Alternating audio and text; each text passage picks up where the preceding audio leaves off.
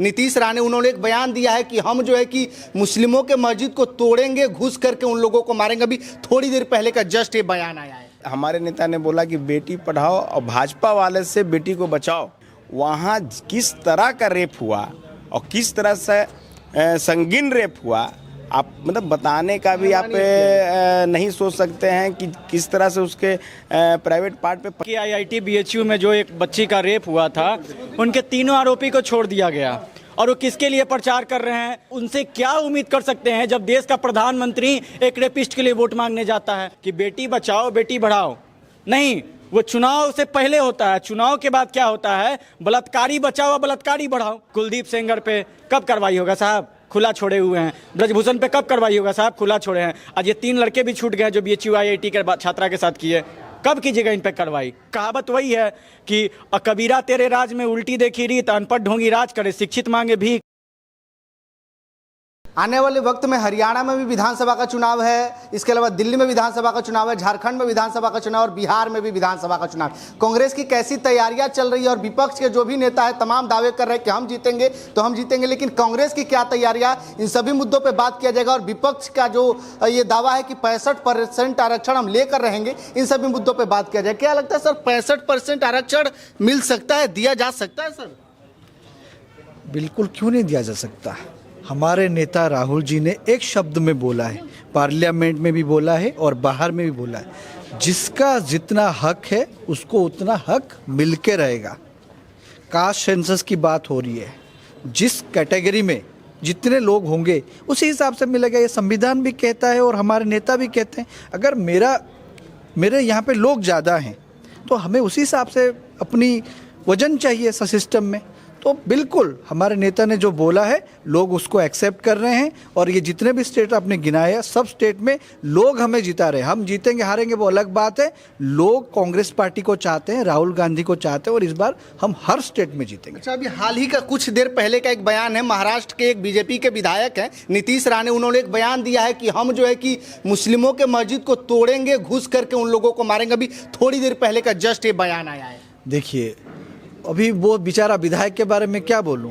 उनके जो नेता है वो ये सही कम्युनलिज्म बात करते हैं, तोड़ने ताड़ने का बात करने, जोड़ने का बात तो कभी नहीं करते। तो वो ये चलाना चाहते हैं देश में कि हम लोग चाहते, ये लोग जो हैं देश को तोड़ना चाहते हैं, हम लोग जो हैं हमारे नेता जो देश को जोड़ना चाहते हैं। ये जितना तोड़ने की बात करेंगे लोग इकट्ठा होंगे, लोग इस बार लड़ेंगे इनके खिलाफ। अभी कुछ दिन पहले BHU में एक रेप हुआ था, 3 लड़कों ने एक बच्ची के साथ किया था, उन लोगों को बाइज्जत बरी कर दी गई। वो लोग जो है कि जा करके कैंपेनिंग कर रहे हैं चुनाव में। तो BJP के जो लोग हैं उनको कैसे इतनी आसानी से बेल मिल जाता है सर? यही नहीं, BHU के जो अभी छात्र रिहाई हुए, इससे पहले भी आप देखिएगा गुजरात में बिल्किस बानो के भी जो रेपिस्ट लोग थे उसको छुड़ाया भी भाजपा वालों ने और उनको माला पहनाकर स्वागत भी किया। बेटी पढ़ाओ और बेटी बचाओ का जो नारा नरेंद्र मोदी जी ने दिया था, वो तो आप सब चीज़ देख सकते हैं ना कि ये हमारे नेता ने बोला कि बेटी पढ़ाओ और भाजपा वाले से बेटी को बचाओ। तो भाजपा का यही चाल चरित्र है, जो हमारी बेटी है, माँ बहन है, उनका किस तरह से सम्मान करते हैं, किस तरह से उस दल में माँ बहन का सम्मान, वो सब आप लोग जानते हैं, इसमें बताने की क्या जरूरत है। अच्छा, केवल बंगाल दिखाई देता है BJP को, जहाँ पे BJP शासित प्रदेश है वहाँ दिखाई नहीं देता है?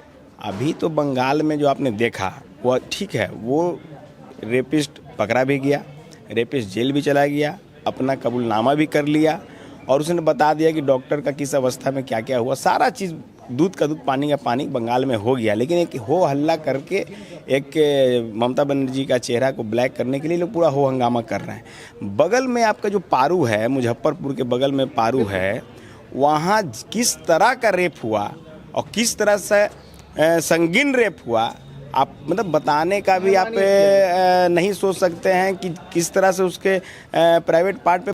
भाई आप किस बात कर, एक भाजपा का नेता बताइए, एक जदयू का नेता बताइए, एनडीए का गठबंधन का एक नेता बताइए जो मुजफ्फरपुर में उसके परिवार से मिलने भी जाकर वो उसका कोई निंदा करता हो।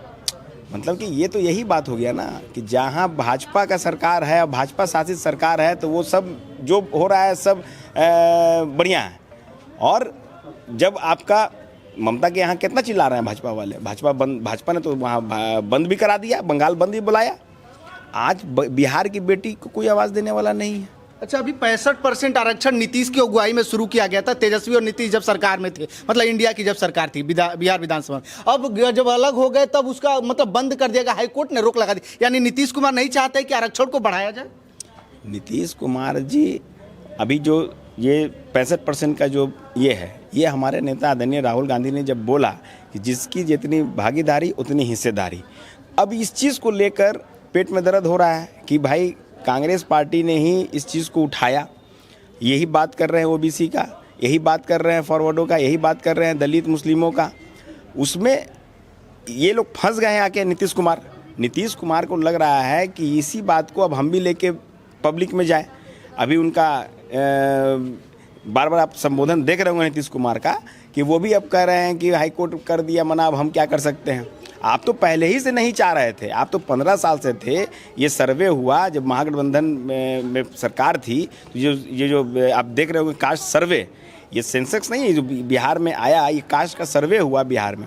तो जब आया और जब इन्होंने देखा कि किस तरह से जाति, किसकी जाति का कितना भागीदारी है, उसमें अगर ये देख रहे हैं तो ये तो फिर फंस जाएंगे। क्योंकि इनको तो राजनीति जो इनका जो घटक दल है, जो मेन इनके गॉडफादर है भाजपा वाले, ये इस चीज़ में फंस जाएंगे।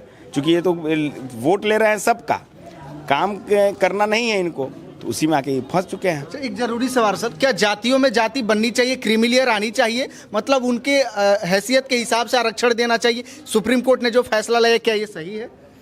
देखिए, सबसे पहली बात, जननायक आदरणीय राहुल गांधी जी का जो मेन जो है मकसद है कि काउंटिंग करो, और काउंटिंग करो तक ही सीमित नहीं है, ये फर्स्ट स्टेप है कि हकीकत में जो देश में 142 करोड़ के लगभग जनता है, उसकी परिस्थिति और वो किस इस पे है, जो अंतिम पायदान पे, हाशिए पे है, और जिनका सोर्स ऑफ इनकम जिस तरह से है।